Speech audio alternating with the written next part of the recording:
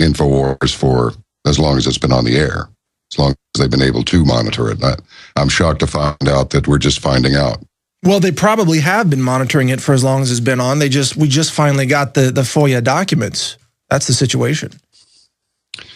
You know, at every university registration back in the day, I was approached by some people who began speaking to me about, for one reason or another, probably just dumb luck, I managed to score pretty high on these national tests, and they would come to talk to me. And they would say odd things. And it didn't take very long to map out a profile of their psychology. So, because you just said, well, they probably have been monitoring us. It's true. And now comes the part where they tell us we are monitoring you. Right. It's out in the open. Yeah. Well, and it's, I think it's an intimidation technique to just, maybe they just cop to the fact that one person can cause so many problems if they get loose and they have a little bit of, and the field is tilted a little bit in their favor. They can be quite destructive. Well, John, is that because the truth is now so dangerous that they have to try to intimidate those who share the truth? I mean, you're the Coast to Coast AM Saturday night host. You help a lot of people have a voice to share the truth. You know, here you are on the Alex Jones Show, and you've hosted the show before as well. Is the truth that dangerous in America today? Well, you can see me on the video, so it's different than if you're hearing me go, well, because it's not that I'm confused or lost or, recovering from an overdose of cough syrup. It's because I have to continually weigh the option of asking or stating something and determine if it should be asked or stated. So that's the long answer. That's the long way to your answer, which is a resounding yes. The truth is potentially dangerous because the other component is who will react to it and how will they react. Well, maybe that's what they're afraid of, that if people really knew the truth, that people would, I don't know, take their money out of the banks or buy more ammo, as the DHS itself is doing. What do you think? What actions do you think they might be afraid of, John? Well, ultimately, I think they're afraid of a physical show of something that could be perceived as force, much the way that the Wall Street protesters were eventually, manhandled and booted out. Yeah. It didn't get as ugly as it could have been, but there was the potential for it to be ugly. Well, maybe that's why they took it over. But I didn't mean to sort of ambush you with this one question. I mean, you brought a lot of issues to the show. What's on your mind as the big things that we need to talk about and know about today? Well, I hope you didn't think that was some sort of a stall. It's not. No. Last night on Coast, for example, I'll have to take the long way to answer your question there, too. We had called the show The Two Franks. We had Frank Wuko and Frank Vernuccio. And Frank Wuko has a website where he actually portrays a terrorist, talking about how much they hate. They hate. They must destroy because they hate and bring about, it's just the same stuff that you can get on a cartoon version of that would be entitled. John, I got to interrupt you here. We're about to go to break, but hold that thought, and we'll be right back in a few minutes right here on the Alex Jones Show with John B. Wells. So stay with us. We'll be right back. Welcome back to the show. Mike Adams, the Health Ranger, here today filling in for Alex Jones. Thank you for joining us. We've got John B. Wells as our featured guest, and we're going to go to him in just a second. But first, got to get this out there. Because of the assault on our Second Amendment rights in this country, I've just released 2 video mini documentaries that you can find on YouTube right now. I put those out late last night. I want to give you the titles because I know that all Alex Jones listeners and viewers will want to see these videos. The first one is called The Divine Right of Self-Defense, and the second one is called Gun Control is Genocide. So check out those 2 videos. Again, The Divine Right of Self-Defense and Gun Control is Genocide. This provides the philosophical argument for why self-defense and the Second Amendment is so crucial for humanitarian reasons, if not other reasons. Check out those 2 videos. And again, thanks for joining us. We're going to go straight to John B. Wells. Now, John is, of course, the host of the Saturday night edition of Coast to Coast AM. He's also got a fantastic voice that we are all envious of here in the Infowars studios. And his website is caravantomidnight.com, where you can find information on radiation protection devices and solutions. So check out that website. Now, John, we promised, or at least I promised my audience, that we would get into some preparedness information and talk about what we think might be a coming financial crisis. You want to get into some of that right now? Yep, but let's finish up where we left off, if you don't mind. You bet. Because I just want, this is a great way to I think maybe answer your question about the danger of the information. Of the two guests, on the two Franks, I call it, like the two Jakes, it was the two Franks. Frank Wuko was the one that, without exception, people who bothered to send an email to comment said, this man is a mouthpiece for the establishment. This is Oliver North with his Dennis the Menace haircut, talking about doing his duty and totally towing the line of the status quo. Whereas the second Frank he said, no, we're the American people, we'll overcome, even if it gets rough. I'm paraphrasing here, but say, even if it gets rough, we'll find a way. We'll find our way through. We will groom leaders. We will go forward. After I suggested maybe that's what we ought to start doing. So when you're in a position like this, we are alternately, I won't even drag you all into it. I'll just say I am alternately a bringer of the truth, a traitor, a Zionist, a Nazi, a liberal left-wing nut, and a radical right-wing nut, depending on which piece of what sentence offended this particular person who decided to send an email. So right. The biggest problem with all of this is that because of our individuality and our innate desire to cling to it, we cannot become this Borg that those who envision an advanced civilization perhaps would like us to become.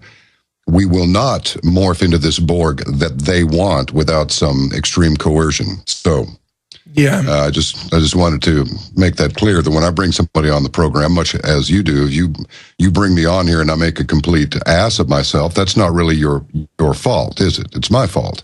And I think that you'd be doing your audience a disservice not to let me or anybody else make a big dumpski out of themselves if that's what they wanted to come on your program and do. So just because I allow somebody to state their opinion doesn't mean I embrace it. Sure, yeah. Well, let me ask this, though. What is the strangest incident that you've had with a guest on Coast to Coast AM? I'm curious about your experience as the host there. When I brought on Susan Lindauer, the ex-CIA asset that was, she alleges she was taken to Carswell Air Force Base right out by Fort Worth, Texas, which is now a joint base of some sort. And we'll get into that later. A few black triangles have been spotted as far back as the 70s, headed that base's direction.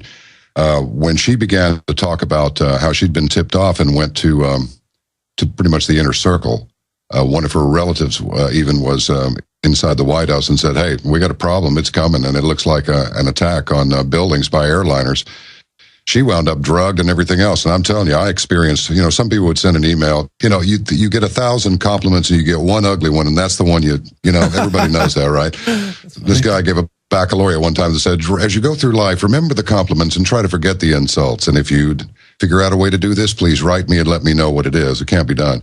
But seriously, every time a guest like that comes on Coast to Coast, I begin getting the activity wheel on the Apples and the freezing on the PCs. And it's just, if it was once or twice, it'd be a coincidence. But when it happens every time there's a controversial guest on, then it makes one thing, maybe somebody's stuffing some tissue in the pipe. Well, do you think maybe they're interfering with your operations? I mean, because there was a DDoS attack recently, a cyber warfare attack on RT for covering Julian Assange, and that was by what looks to be a CIA front group. Do you think that there are teams that run around the country just basically electronically assaulting all of us who are engaged in questioning the status quo? Yes. The short answer is yes, they have nothing else to do. And going back to that psychology, the people who would come and interview me, they do things they think about things we don't think about. They're first, when you ask what do you anticipate their biggest fear as far as response from the public is concerned, well, in our minds, it's probably some sort of, torches and pitchforks and marching to the palace kind of a scenario. but it might not be that. They might worry more about a run on the banks. They might worry more about a run on arms, or maybe a run out of the country, or currency conversions. That they worry about things that we don't even think about. In fact, actually, as much as I am a little reluctant to say this, it seems to be true. We're at the very bottom, the very end of the data chain. By the time we hear about it, whatever we're talking about is, several miles down the road from where we went, hey, what was that? Oh, no, we're just now getting wise to it. It's underway and has been. So we're always slightly behind. Yeah, and sometimes, I thank God that I'm not getting secrets leaked to me like Julian Assange. I mean, it's nice to be at the end of the data chain where a lot of times we don't have a super clear picture about what's going on. I think if someone was dumping straight, state secrets to you or to me or to Alex Jones, we'd all be dead by now, for sure. Well, absolutely. I mean, when somebody sends me a big hard drive, I give it to somebody else who gives it to somebody else who gives it to somebody else to see what's on it. I don't want to see it. Yeah, right. Just because I picked it up at the P.O. box doesn't mean I'm going to look at it.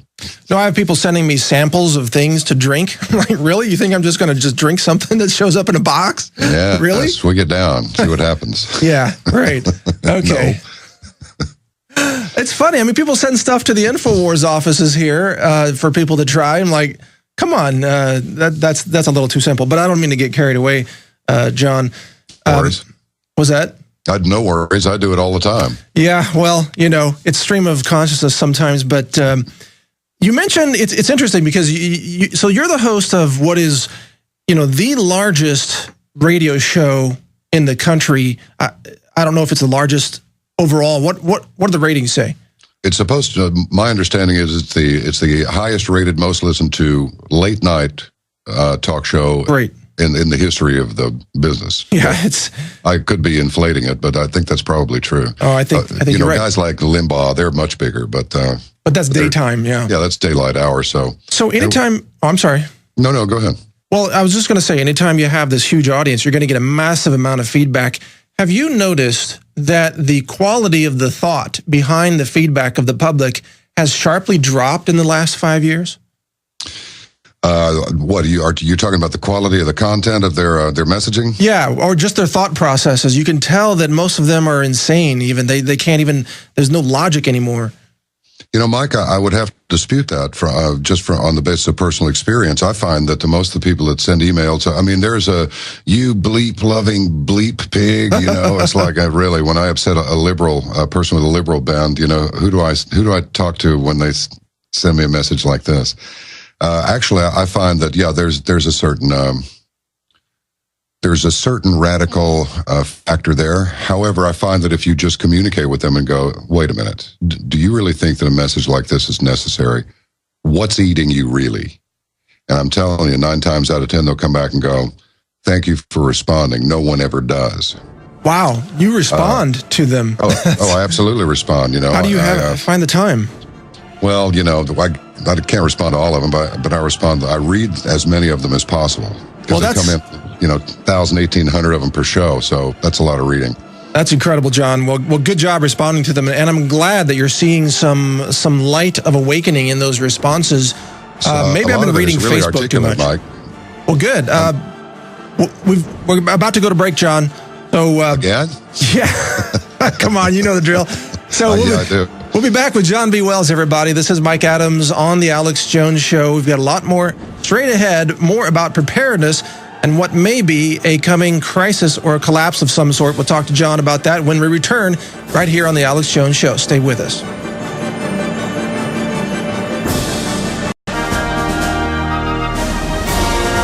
We are into the second hour here on August 19th, this Sunday, here on The Alex Jones Show. Thank you for joining us. This is Mike Adams, the Health Ranger, filling in for Alex today, and we are joined by